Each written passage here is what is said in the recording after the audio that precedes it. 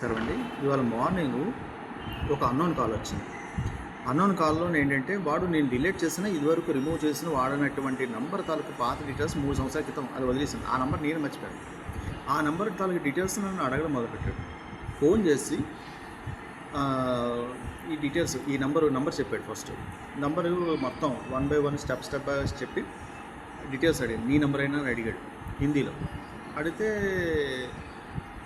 మీరెవరని అడిగాను నేను. అంటే తను నంబర్ నీదా కాదా అని అడుగుతున్నాడు హిందీలో. నేను అడిగాను మళ్ళా, ఏమండి ఈ నంబరు మీకు ఎలా వచ్చిందని అడిగాను. आप కాల్ కర్ रहा है ना, वो नंबर आपको कहाँ से मिला అని అడిగాను. అడిగితే అది చెప్పడు. తుమారా నామ బతా అంటున్నాడు. వాడు కాల్ చేసిన నెంబర్కి ఏంటంటే ఒక సుధారాణి అనే పేరుతో ఒక నెంబర్ ఉంది. ఆ నంబరు 99 సమ్ ఇంకేదో నంబరు, అది ఇటు సైడ్ కాదు, నార్త్ సైడ్ నెంబర్ అనుకుంటా. కాల్ చేస్తాను. నేను అడుగుతాను, రిపీటెడ్గా అడుగుతున్నాడు, అసలు మీరు ఎవరు, ఏం కావాలి అని నేను అడిగాను.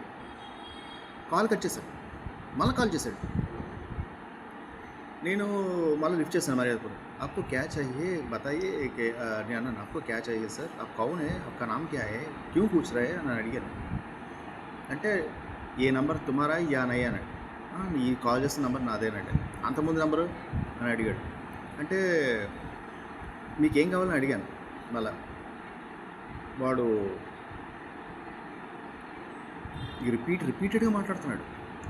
వాడు వాయిస్లోనే సెకండ్స్కి వెళ్ళాలంటే ఒక డామినేటింగ్ మాట్లాడుతున్నాడు. నేను చెప్తాను ఇప్పుడు. డామినేట్ మాట్లాడుతున్నాడు. ఇంక లాభం అని చెప్పి వాడిని నేను కాల్ కట్ చేసి బ్లాక్లో పెట్టాను. ఫోన్ పెట్టాను అని చెప్పేసి పెట్టేశాను. అసలు నాకు అర్థం కాని విషయం, పాత నెంబర్ వాటికి ఎలా వెళ్ళింది, నేను ఎవరికి ఇవ్వలేదు కదా. రెండోది, ఇప్పుడు కాల్ చేస్తున్న నెంబర్, వాడు కాల్ చేసి నాకు వచ్చిన నెంబరు, నా నెంబర్ ఎలా వెళ్ళింది. ఆ సెకండ్స్ మొదలైందండి. నా సెల్కి వస్తున్నాయి మెసేజెస్, స్టిల్ వస్తున్నాయి. ఇప్పుడు మీతో మాట్లాడుతున్నప్పుడు కూడా వస్తున్నాయి. ఇవి రకరకాలండి.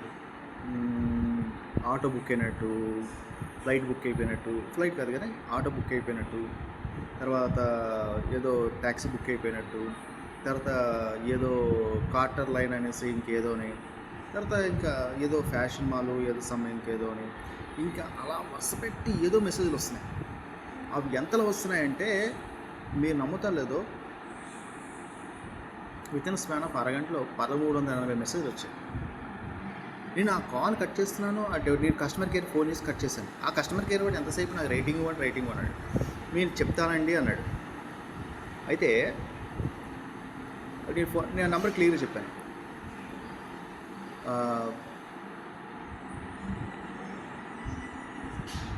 నేను చిన్న బ్రేక్ వచ్చింది. నేను కస్టమర్ కేర్ ఫోన్ చేసి ఆ ఫోన్ నెంబరు ఇలా అని చెప్పాను. 2 సార్లు రిపీట్ చేశాను. చేసి ఇలా వచ్చిందండి కాల్ అనేసి, నేను చూస్తానండి మీరు డీటెయిల్స్ పంపిస్తున్నాను కదా. నేను అడిగాను అక్కడి నుంచి వచ్చిన కాల్ నెంబర్, నా ఫోన్ నెంబర్ ఏంటని అడిగాను. అతను పంపించానండి ఆల్రెడీ. నాకు అర్థం కాదు. నేను మళ్ళీ అన్నాను, పంపించడం ఏంటి, నా చైతే పంపించిన నెంబర్ ఉంటుంది కదా, పంపించచ్చు చెప్పండి అంటే ఆల్రెడీ పంపిస్తాను అన్నాడు. అయితే మళ్ళీ నేను రిపీట్ చేసి అతని నెంబర్కి మళ్ళీ చెప్పాను ఆ వచ్చిన కాల్.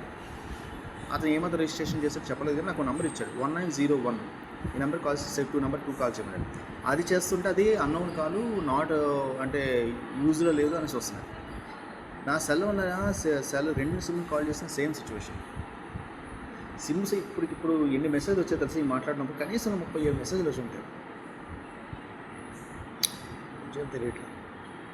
నేను డిఎన్డి రిజిస్ట్రేషన్ చేయించాను మరొకసారి. ఇప్పుడు ఈ కాల్ ఏంటంటారు వీడియో తర్వాత నేను ఒకసారి జియో ఆఫీస్కి వెళ్ళాలి.